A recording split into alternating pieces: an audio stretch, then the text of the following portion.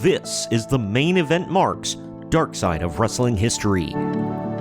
Verne Gagne was a foundational figure in professional wrestling, transitioning from a decorated amateur wrestling career, including 2 NCAA championships and an Olympic team spot, to becoming a successful professional wrestler and the owner of the American Wrestling Association, AWA. Founded in 1960 and based in Minneapolis, the AWA became a dominant regional promotion under Gagne's leadership. He emphasized technical wrestling and real athletes, holding the AWA World Heavyweight Championship 10 times himself and famously training future stars like Ric Flair in his wrestling school. However, the AWA's prominence waned in the late 1980s and early 1990s due to Gagne's rigid adherence to traditional wrestling and his failure to adapt to the changing industry. A critical misstep was the handling of Hulk Hogan, arguably the hottest commodity in wrestling. Gagne's reluctance to make Hulk Hogan his world champion and his insistence on a large share of Hogan's merchandise revenue led Hogan to join Vince McMahon's WWF. This move, combined with McMahon's aggressive national expansion and poaching of AWA talent, severely weakened the AWA.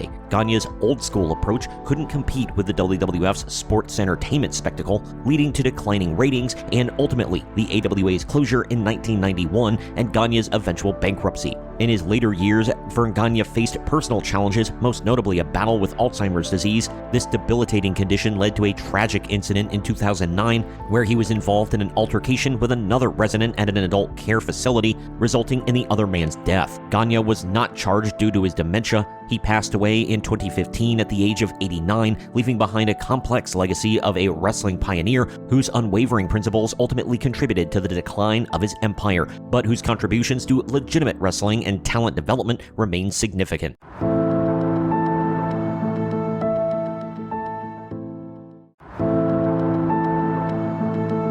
The acquisition of World Championship Wrestling, WCW, by Vince McMahon's World Wrestling Federation, WWF, in March 2001 was hailed as a monumental moment in professional wrestling history, ending the bitter Monday Night Wars and promising a dream scenario, a full-scale invasion storyline where WCW and later Extreme Championship Wrestling, ECW, stars would challenge the WWF's supremacy. The potential was immense, with fans envisioning dream matches and a truly competitive battle for brand dominance. However, what unfolded was largely considered a significant disappointment, a dark side of booking decisions and corporate realities that squandered an unprecedented opportunity and left many fans feeling cheated. The primary criticisms of the invasion centered on its execution, particularly the glaring absence of WCW's top stars. Many of WCW's biggest names, such as Hulk Hogan, Sting, Goldberg, Kevin Nash, and Ric Flair, were under guaranteed lucrative contracts with AOL Time Warner and either chose not to join the WWF or were not bought out of their contracts by McMahon. This means that the invading WCW-ECW alliance was largely comprised of mid-card talent and former WWF wrestlers who had jumped ship, severely undermining the credibility of the invading force. Furthermore, even the available WCW and ECW talent, like Booker T and Diamond Dallas Page, were often booked weakly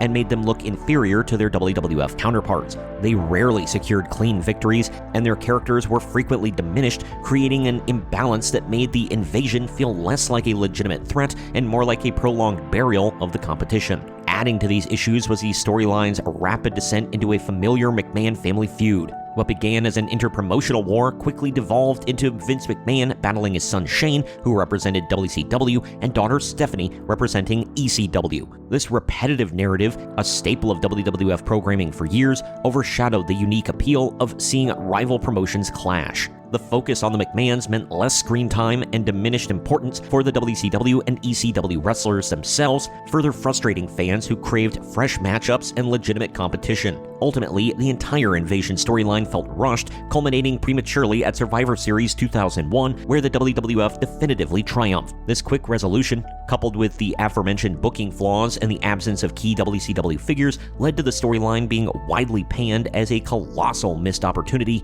a testament to how corporate ego and short-sighted planning can undermine even the most promising wrestling narratives.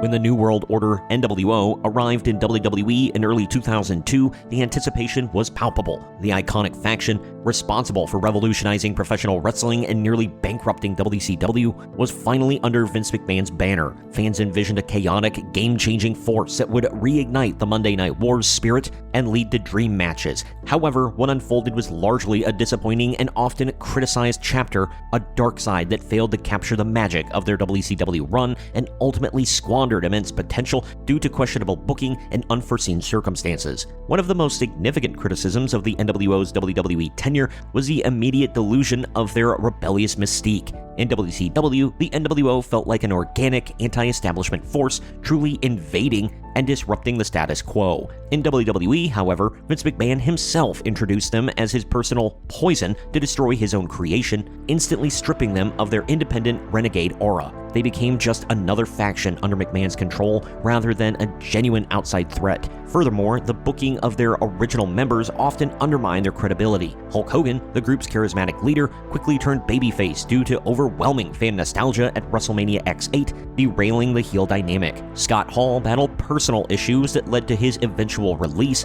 and Kevin Nash suffered a severe quad injury, sidelining him for an extended period. These setbacks prevented the core trio from establishing the dominant presence that they once commanded, forcing WWE to fill the ranks with less impactful members like X-Pac, Big Show, and later Shawn Michaels, who, while a legend, didn't fit the original NWO mold. Ultimately, the NWO and WWE suffered a lack of clear purpose and a perceived burial by WWE's creative team. Unlike their WCW run, where they systematically dismantled the opposition, the WWE version of NWO rarely felt like a credible threat to the company's top stars or its overall dominance. They were often made to look weak in confrontations with WWE's established heroes like The Rock and Stone Cold Steve Austin, and their signature chaotic antics felt constrained by WWE's more polished production style. The storyline lacked the long-term vision and genuine stakes that had made the original NWO so compelling. What could have been a multi-year, era-defining feud instead fizzled out within months, leaving fans with a sense of missed opportunity and a lasting impression of a once revolutionary faction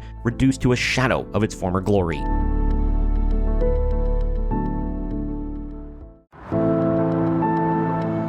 The Heroes of Wrestling pay-per-view event held in October 1999 stands as one of professional wrestling's most infamous and widely panned productions, a stark illustration of how a well-intentioned concept can descend into a chaotic and embarrassing spectacle. Billed as a nostalgic tribute to wrestling legends, the show quickly unraveled due to abysmal production quality and a profound lack of professionalism. The arena was sparsely filled, the lighting was poor, and the overall presentation felt amateurish, falling far short of the standards that fans had come to expect from major wrestling broadcasts. The shoddy execution immediately set a grim tone for an event that promised to honor its participants, but ultimately tarnished their legacies. The core problem, however, lay with the performers themselves. Many of the heroes were well past their prime, visibly out of shape, and, in several disturbing instances, appeared to be under the influence of drugs or alcohol. This led to a series of slow, sloppy, and often incoherent matches that were painful for fans to watch. The in-ring action lacked intensity, crispness, and the storytelling that defines good wrestling,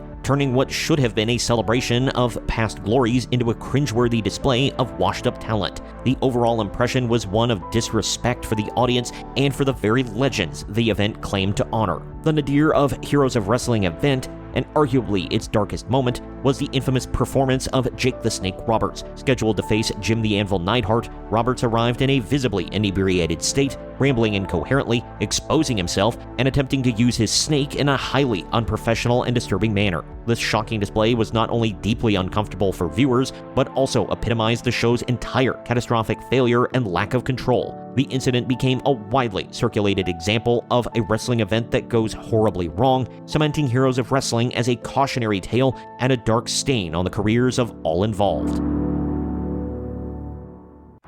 Thank you for watching. Don't forget to like and subscribe, and comment down below with your thoughts on all of this and suggestions for future episodes. This has been the Main Event Marks, Dark Side of Wrestling History.